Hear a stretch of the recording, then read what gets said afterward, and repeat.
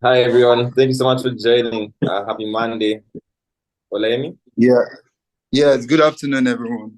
My name is Yemi Jonathan from Ekiti State University. Yeah, I'll be today's moderator. So I want everyone to introduce themselves on the chat board as well. So before calling on the our guest for today, so I would like to read about him. Yeah, good afternoon. So we are having Ramu Damodaran short bio. So he joined the United States Department of Global Communication in 1996. His responsibility in the department have included the oversight of relationships with civil society and creative community and celebrating advocates publication, including as the chief of editor of the United Nations Chronicle, the dog of the Universal Library and the United Nations Impact Academic Impact, which he was asked by General Ban Ki-moon to oversee. Thank you. He has been a secretary of the United Nations General Assembly Committee on the Information since 2011. He completed his career with the United Nations in May 2001. So I'll be calling on our speaker for today. Good afternoon, Rando. So you can have the mic. Thank you, sir. Thank you, everyone. Thank you so much, Olemi or Jonathan. I'm not sure which your first name is, so please forgive me. But you're welcome. Thanks. I'm so grateful that you've invited me here, and I must initially apologize to those of you who took the trouble to tune in on the 5th of October, I think about 2 weeks ago, when I was supposed to have been with you, but through one of those enormous and unfortunately very common technical glitches that happened, my calendar just didn't sync. And if there is one word of advice that I would give all of you at the very outset of this program and beyond, is never let your devices take over your own mind or your own capacity to organize your lives. Once you do that, you're completely out of control. I'm very grateful, Jonathan, that you took the time to be here, because I read something about you and I see that you're a person who has, in your remarkably young career, already worked both in the business and in the tech industries, and now intend to move into finance. And when I saw that you were going to work specifically on foreign exchange, that seemed to me a metaphor for what this exciting project, the Millennium Fellowship, with which I've been privileged to be associated almost from its inception, is trying to do. What is foreign exchange? Foreign exchange is, first of all, a sense of pride and identity. The currency of every country is its own. It's created by itself. It keeps pace with the economic ebbs and flows of that country.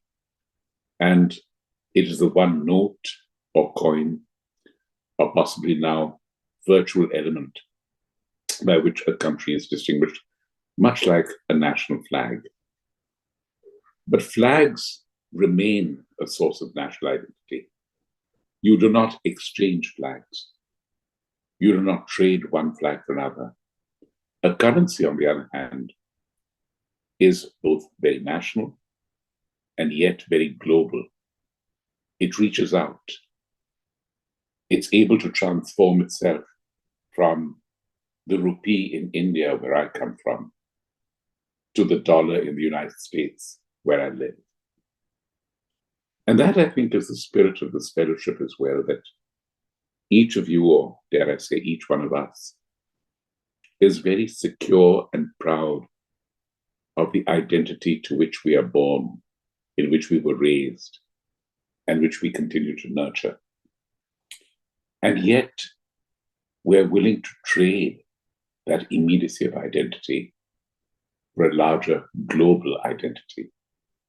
A global identity which is not merely worldwide in its ramifications, but also nation to nation, person to person.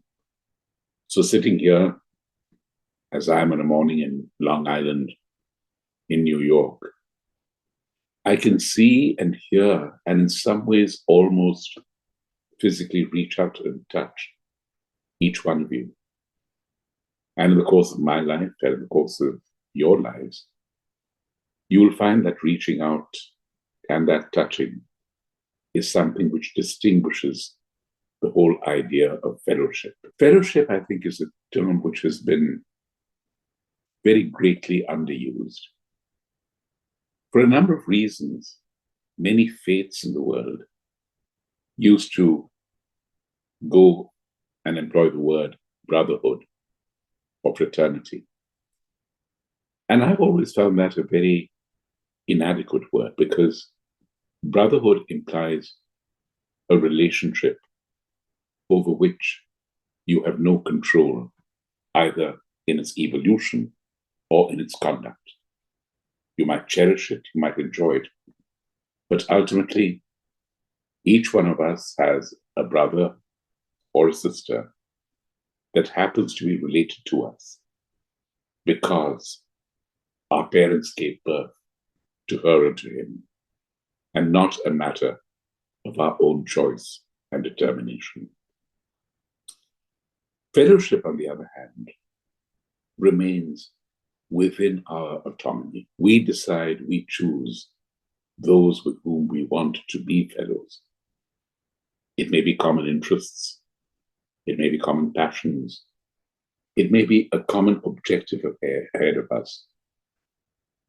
And I think in the years since my very dear and cherished friend Sam Bega launched this program, and within the years since I, at that time, with the United Nations Academic Impact, was privileged to lead our movement of minds into alliance and partnership with the Millennium Fellowship, it's been something which really is a testament both to individual choice and the possibilities of individual conscience.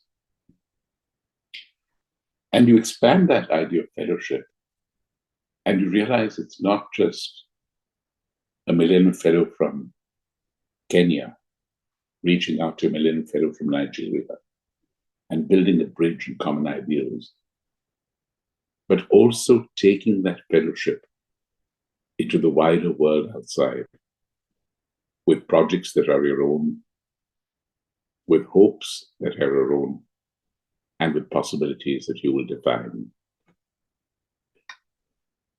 I know James is with us and introduced us, and I wanted today particularly talk about fellowship in a global, a United Nations sense, exemplified by his country, Kenya.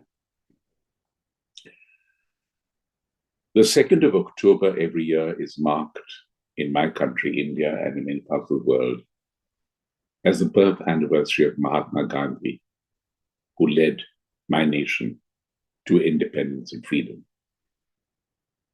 But before Gandhi came back to India in the early 20th century, he had begun a movement to restore equality and human dignity to the majority population in the country in which he lived, South Africa. He saw the injustice being done upon the Blacks and the Indian community in South Africa by a white minority. And he decided to challenge it, not through force, not through armed agitation, but simply through the power of refusing to cooperate and refusing to be violent. The very first resolution that India introduced in the United Nations when it was established was about the condition and the treatment of Indians in South Africa. So there you have another instance of this fellowship, a fellowship which extends beyond your immediate borders, even beyond your immediate interests, to a wider world. Because not only are you being kind and considerate and altruistic, but you're also recognizing the fact that unless there is change for the better in that part of the world, you too will never be completely free or happy. And it was on the 2nd of October, which, as I mentioned, was the birth anniversary of Gandhi, that the United Nations Security Council adopted, to my mind, a truly landmark resolution.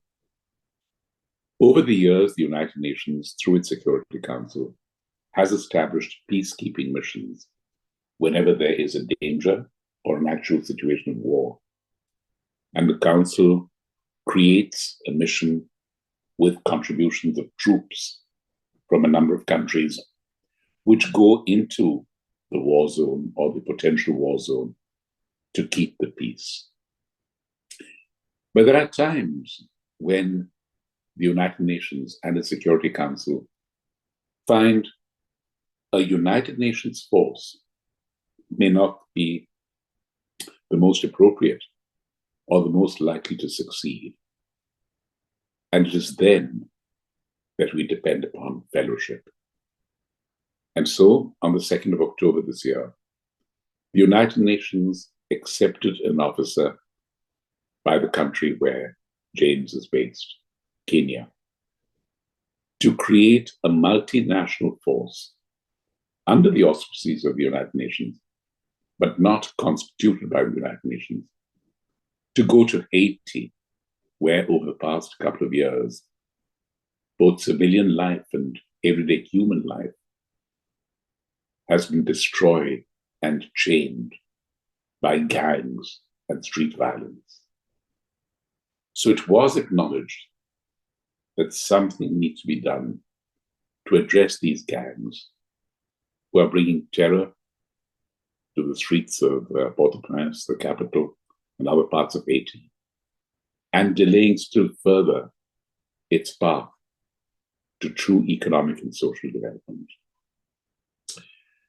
And picture that, if you will, a country in the Caribbean, a French and Creole-speaking country, Kenya on the east coast of Africa, where the languages are essentially English and Swahili, taking it upon itself, Kenya, to exercise that global fellowship, to send its troops to distant Haiti to protect the children, the women, and the men there.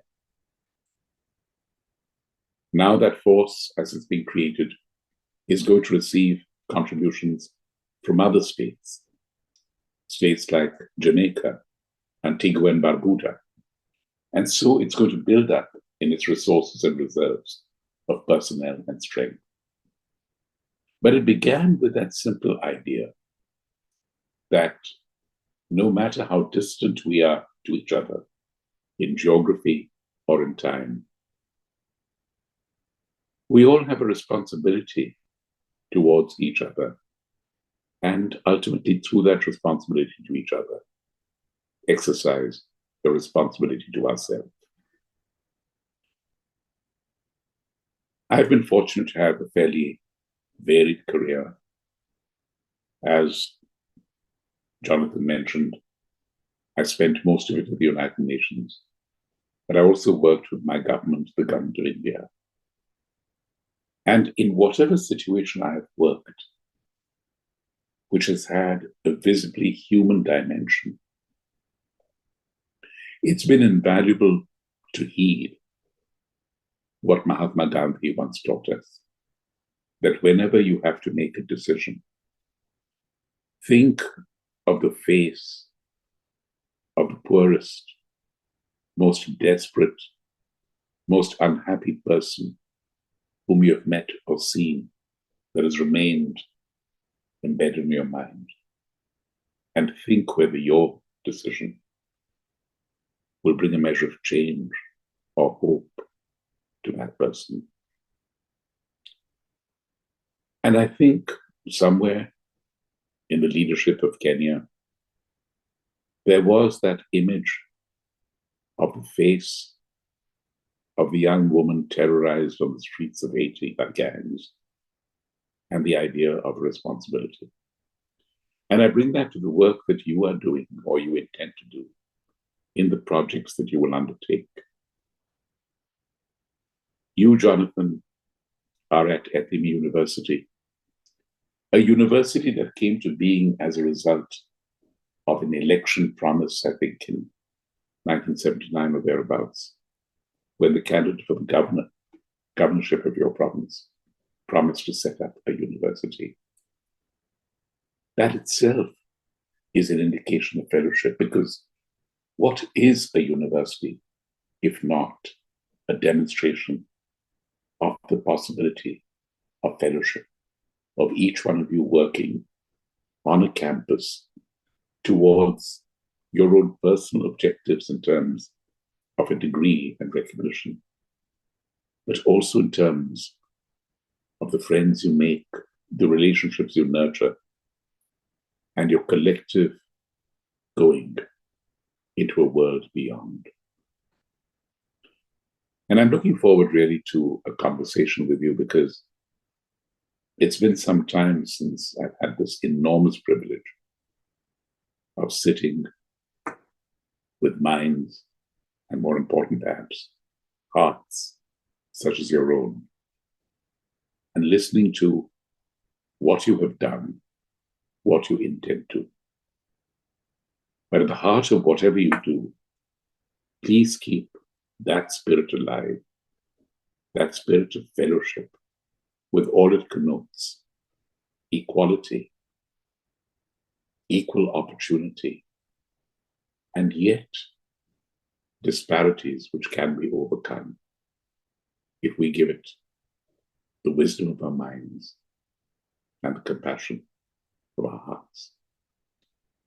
So, if I may, Jonathan, could I turn it back to you? And I really look forward to a conversation.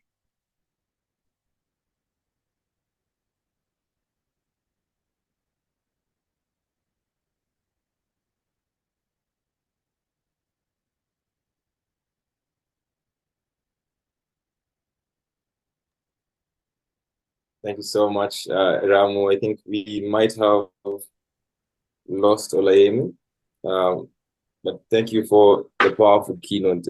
I ask fellows to start thinking about the questions at this point, the questions and reflections from the speech. But before we go there, perhaps I can just ask one or two questions. One thing I'm interested in is your insights, having had such a decorated United Nations career and doing a lot of diplomacy work. You had a long tenure at the UN. You've been at the heart of global communications. You helped foster relationships with civil society, the academic world, and I believe you even oversaw the DAG Hammarskjöld Library from a reading of your bio. So I'm curious, from this vantage point, what insights do you think you can share about the evolution of global diplomacy, social impact, and communication over the years? And most especially, what do you see as the crucial skills that the next generation of global leaders and Millennium Fellows in this room should cultivate to effectively navigate the global social impact landscape? Thank you, James. It's a fascinating question and something which I've often pondered about, because, as you were good enough to say, I've had a fairly diverse and varied career. The Department of Global Communications, where I was privileged to serve for almost 20 years, I think. Oh no, 25 years, was a department which had one essential objective: not to preach about the United Nations, but to encourage informed discussion about the United Nations and all it stood for. So our job was really to provide the resources by which women and men like all of you assembled here could discuss what can be done globally. What can you as individuals and as global citizens contribute? And what can realistically you expect the collection or the consortium of nation states, that is the United Nations, to do? And when we honed in that idea of promoting debate, we realized that the one sector which by very definition was the most informed, even if it be on specific subjects, was the academic community, universities, institutions of higher education and research. And what they did in their laboratories, their classrooms, ultimately would affect people's lives for the better. And that is what the United Nations seek to do. You mentioned the Dag Hammarskjöld Library. Even today, if you have a question about the United Nations, you just shoot an email to askdag or library.ny@un.org, and you will get an answer.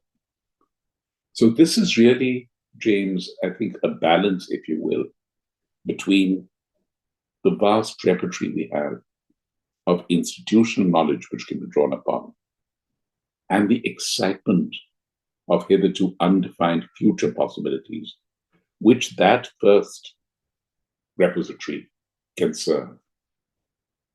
And we are, the United Nations is, like the Millennium Fellowship, a constant source of innovation and change, which is why it remains relevant 78 years after its institution. And I think the instance I shared with you about the force being led by Kenya and Haiti is one instance of that innovation. Thank you so much. I think that's a really well-crafted response. And since you touched on the United Nations, perhaps I can just ask a sort of a related question to follow up.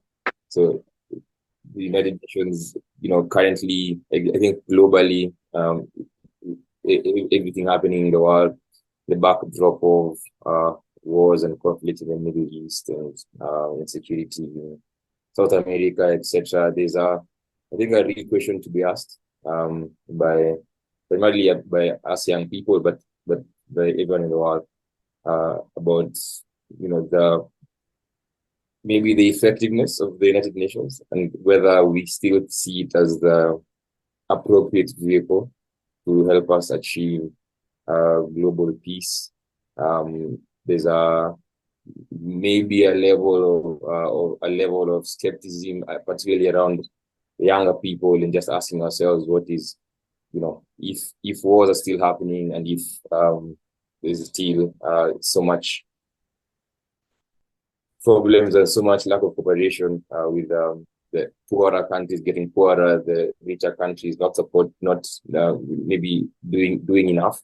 I'm curious whether you still see the UN as the answer, and for those of us in this room who have either aspirations of one day engaging the United Nations work in some way, shape, or form, or doing global diplomatic work that maybe closely resembles what we need as the United Nations.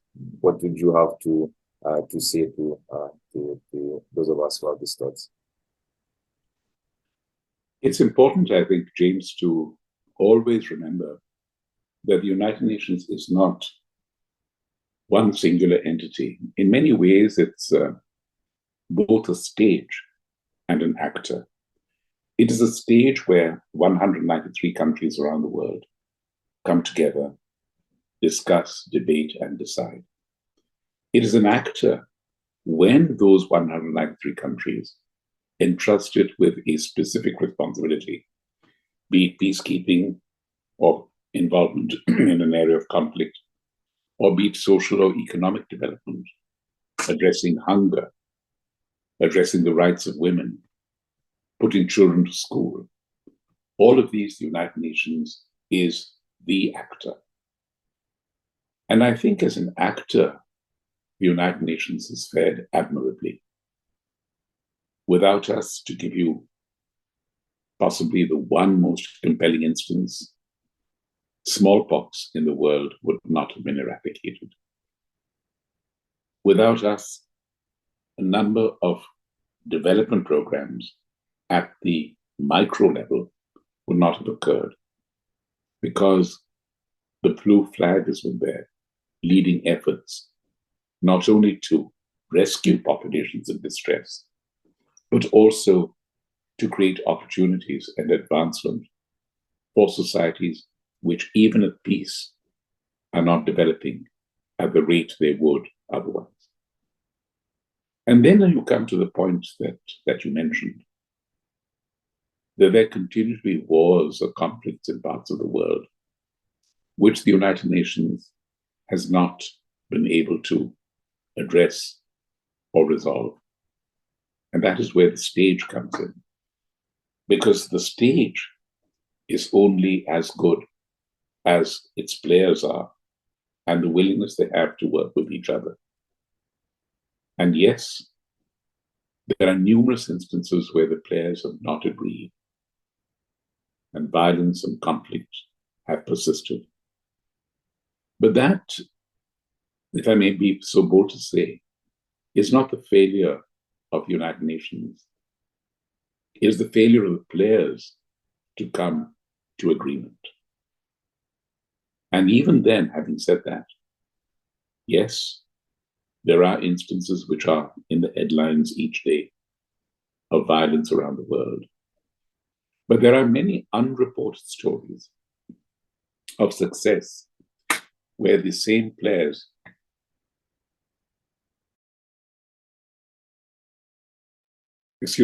where the same players who have been unable to agree on the specific situations of conflict now have agreed and conflict has been resolved. I think of Liberia. I think of El Salvador. I think of Namibia. I think of South Africa itself. I think of Cambodia. I think of East Timor, Timor-Leste.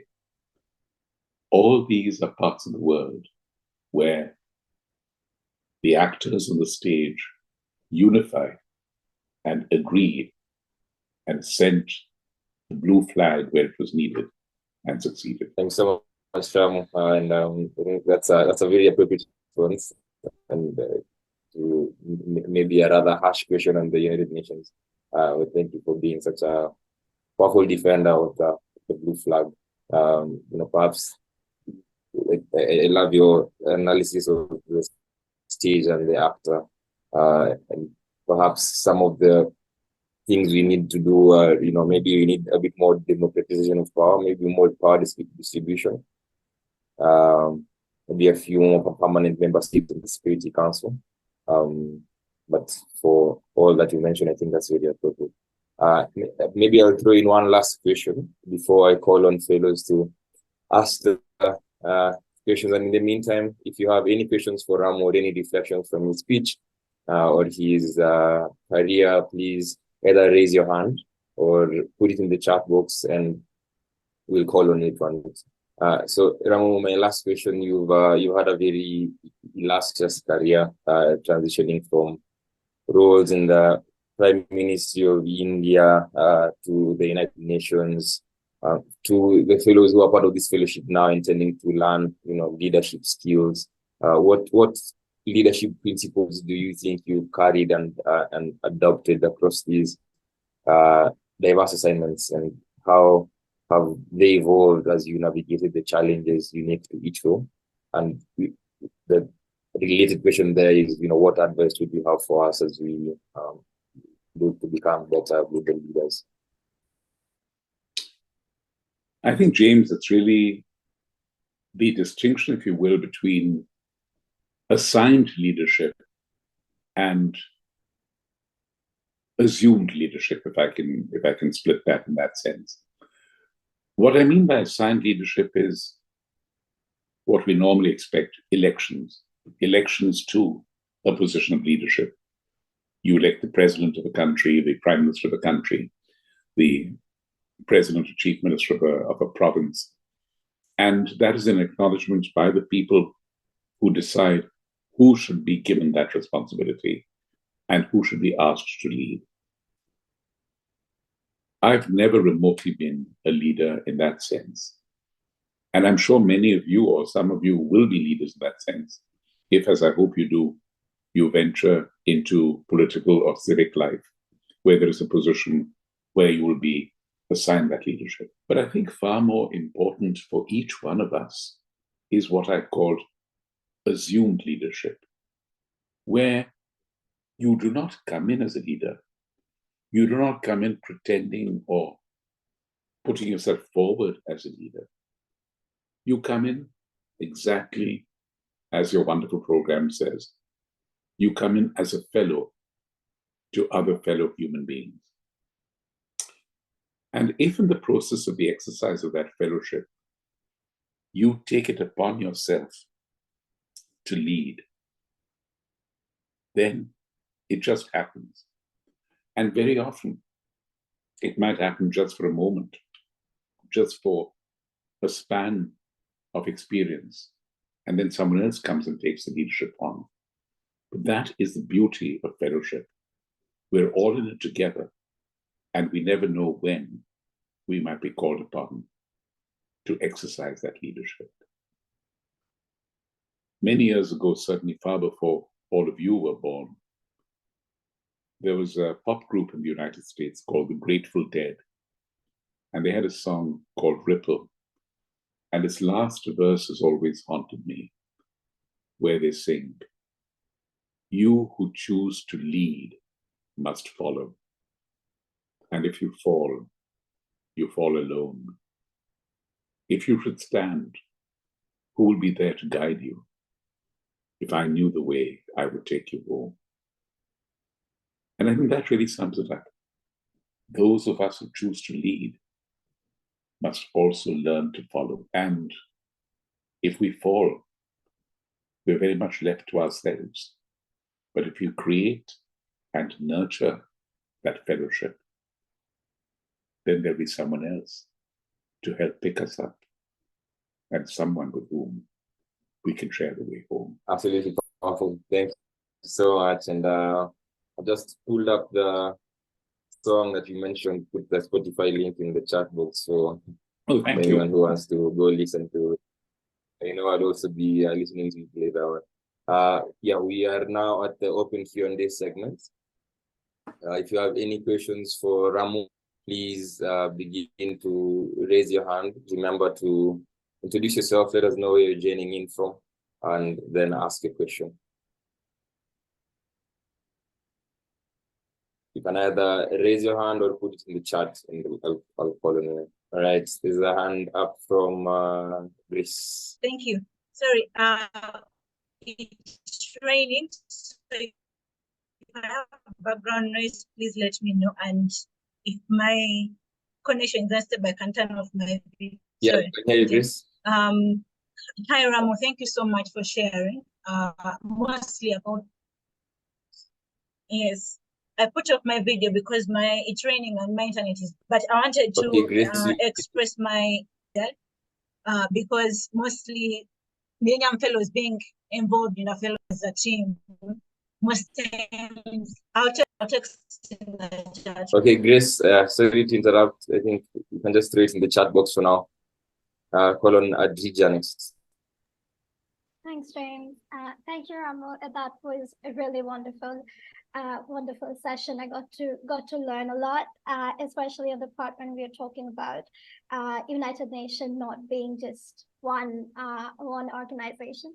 I have always heard this, that criticizing the UN means just criticizing the building.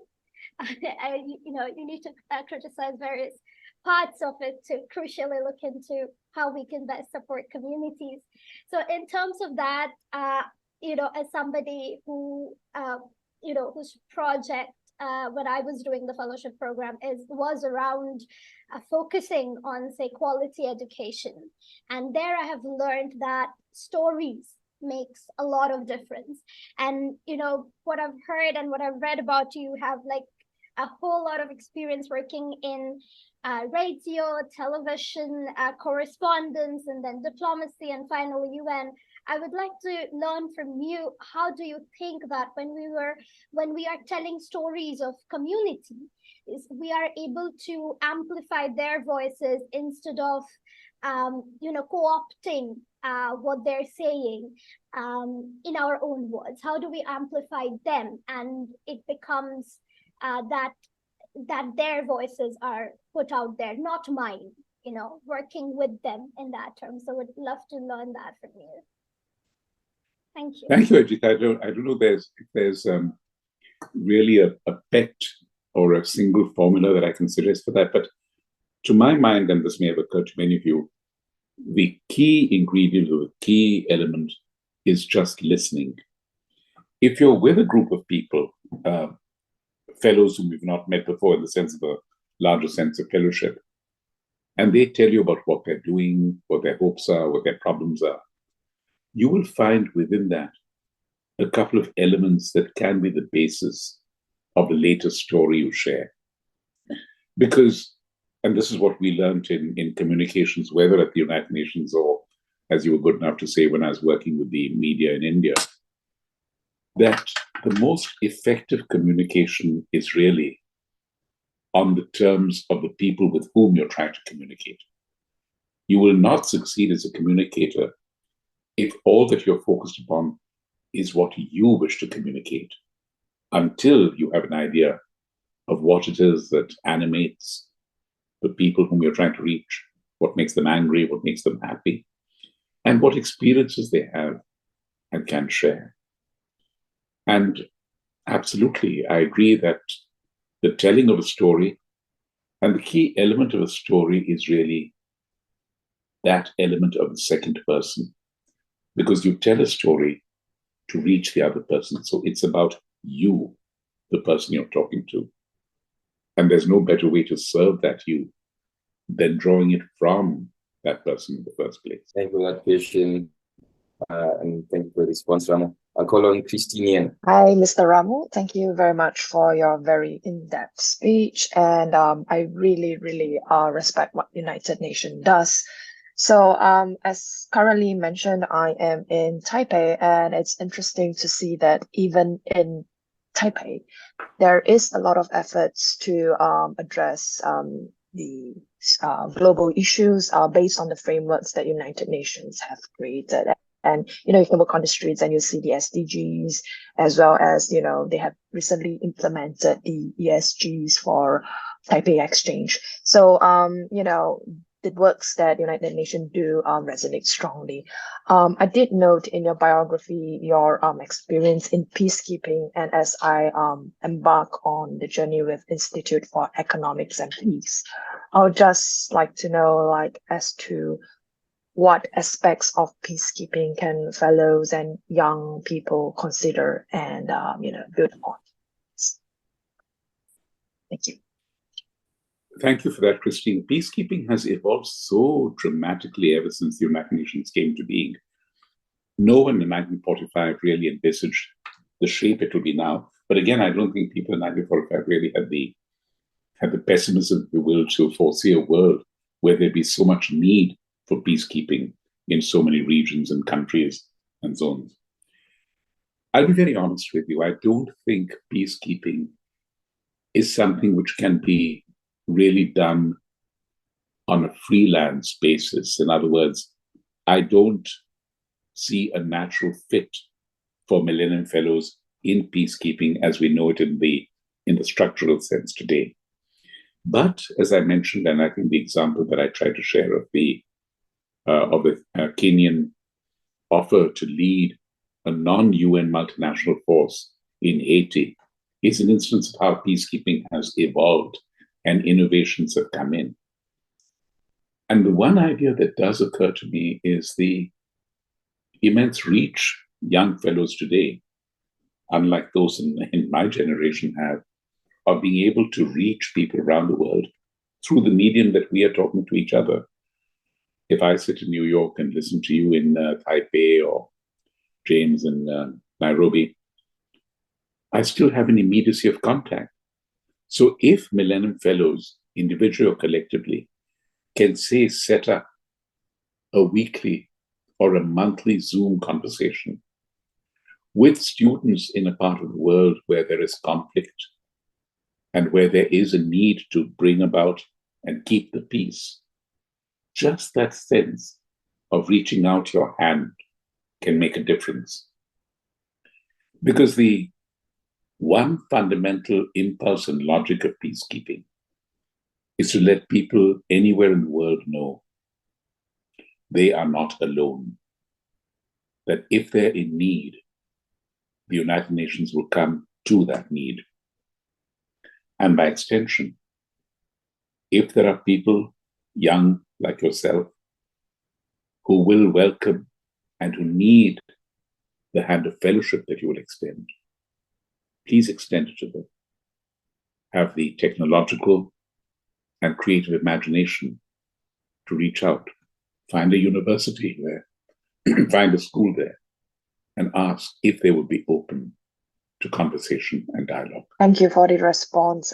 That is truly insightful, and I would definitely see the ways the Gen Zs can leverage on, I would say, social media to give out this information.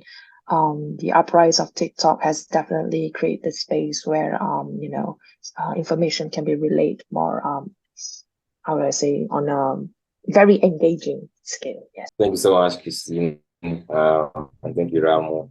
I think we can take 2 or 3 more questions. And I have a question from my end, Ramu, which is related to the point you mentioned about the efforts that Nairobi is doing to send support to Haiti. And the question is, so in terms of just the principles of leadership, there's a sense that sometimes you need to do things that are not necessarily popular. And I think Lee Kuan Yew speaks about this in his the biography, in saying leadership is being able to ask people, being able to have people do things even when they don't want to. So I say that because, for example, here in Kenya, you get the sense from the public that the move to send police officers to Haiti is rather unpopular. Some of that is because there's just a lack of understanding of why we are the ones who need to do it, or what the motivations of the political class are in doing them. But there's an understanding, that this is something that needs to be done, and it's interesting that you're the one who opted to do it.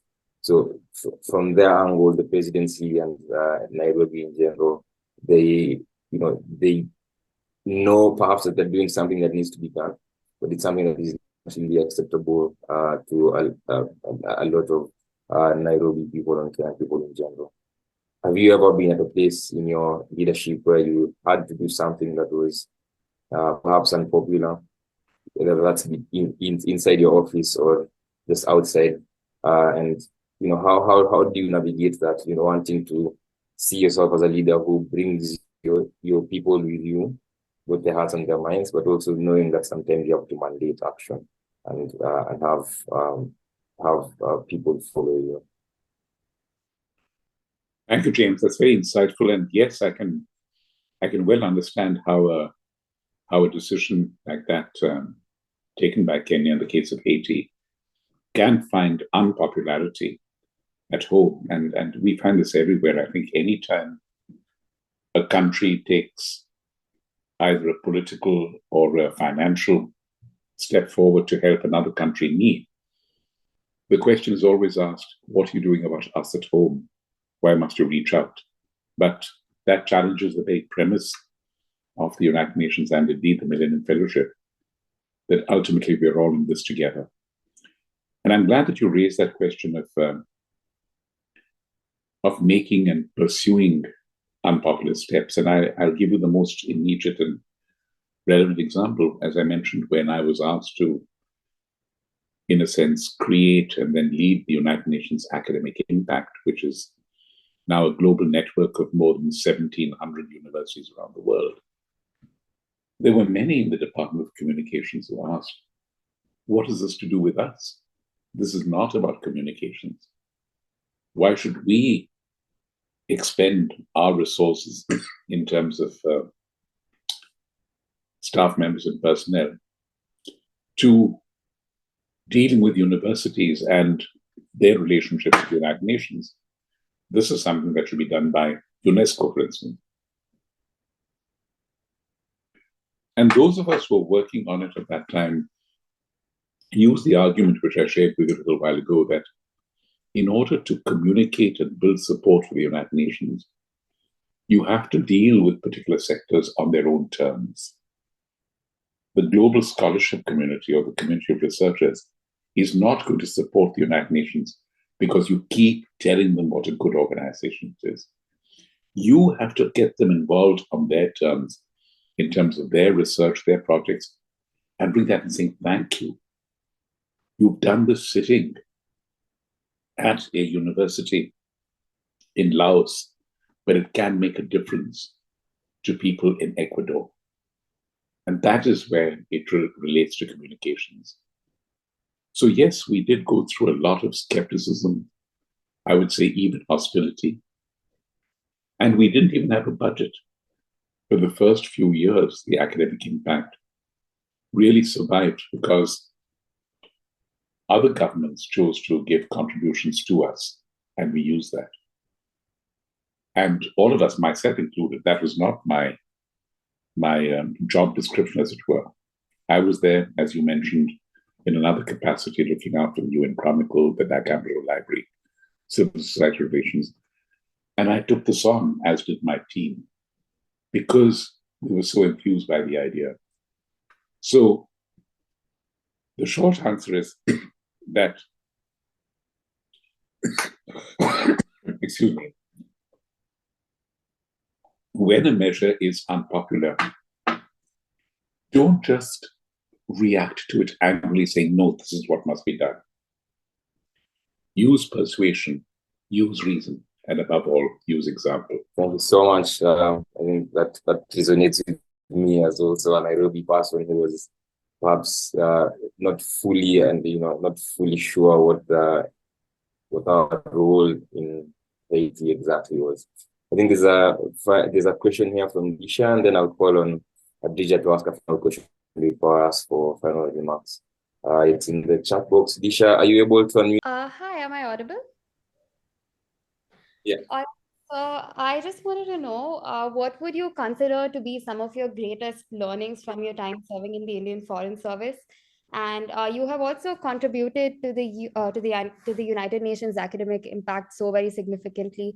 So this is a steady path of service that you followed across your career. So what ignited you to pursue this kind of path? What made you choose to serve the country and now the world as a whole with the UN? Thanks for that. I think very simply, it's that I just love, and probably a bit of a cliche to say this, but I really love people. I love talking to people. I love listening to people. I love doing things with people. I'm certainly not a loner in any sense.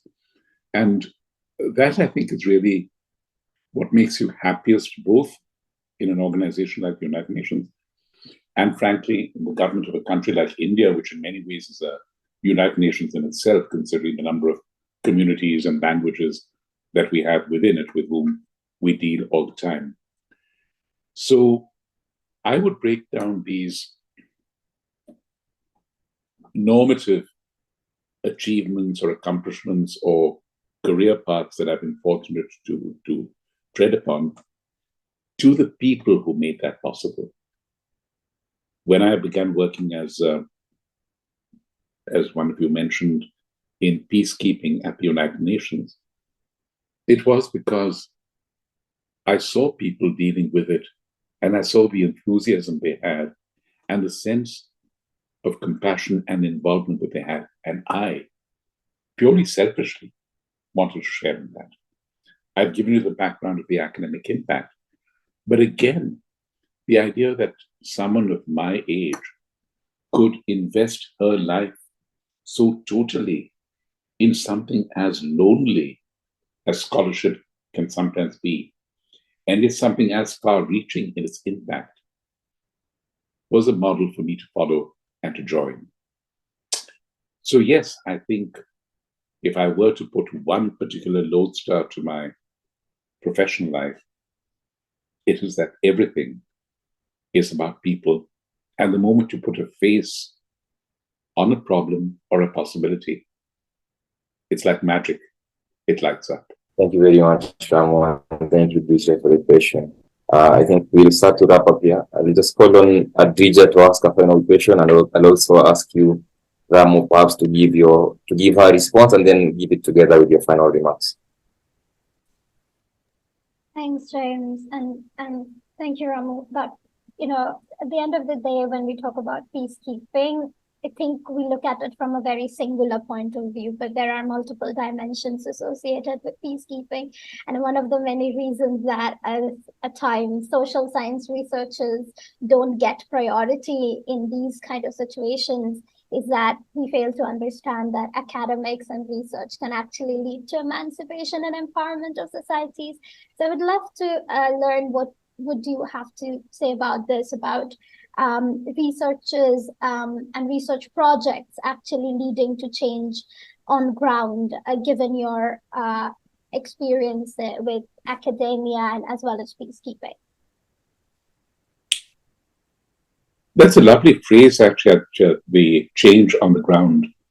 And I think that really sums it all up, because it's what I was trying to say, that scholarship, research, innovation is all about ideas and possibilities and creating the logic by which they can be put to practice and put to effect. And where the United Nations comes in, or should come in, is taking those ideas and bringing change to the ground. I'll end, if I may, with one example of how a very simple innovation, not by a scholar or a researcher, but by a college student, as I think most of you are, led to change. There was a student in a university in California who used to stay in the dorm, but every weekend he used to visit his grandmother, who lived about 20 or 30 miles away. And he noticed that his grandmother had one unfailing habit that she looked forward to. Every day at 11 in the morning, she would make herself a cup of tea. But her eyesight was failing, so what happened was that she took the cup, put in a tea bag, boiled the water, and poured the water into the cup. But she often didn't know when to stop. So more often than not, the water spilled out over the cup and made a mess on the counter, or sometimes even scalded her hand. And this young man thought about this, went back to his college, got a cup, and he embedded a little chip about an inch below the rim. So the moment the water reached that level, it beeped. And his grandmother knew, I have to start pouring now.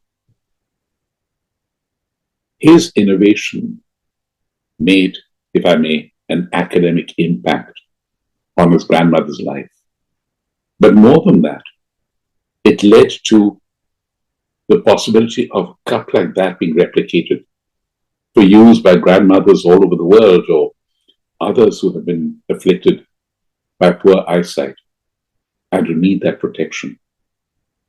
So that is what the academic impact and, if I may say in all humility, the Millennium Fellowship is all about. The spark of an idea in your mind which brings change on the ground, in your wonderful phrase. That's wonderful. And that's a very appropriate place to finish. So thank you so much, Ramu. No, not just for the webinar, which has been outstanding, but also for making it possible for all of us to be here today, by being the first person at the UN who believes in the Millennium Fellowship, and being such a vocal and amazing leader for the fellowship and for MCN. Everyone in this room has you to thank for going through such a transformative program, myself included, and to wish you on everyone's behalf an amazing rest of the year, and hopefully we can all stay in touch with you I put your details in the chat box. If anyone would like to get in touch with Ramu, I put in personal email and his LinkedIn. In the meantime, I think I'll wrap up there and wish you all a wonderful rest of your weeks. Have a wonderful week. Thank you so much, James, and thank you so much, friends. Okay. Thank you, Christine. Thanks.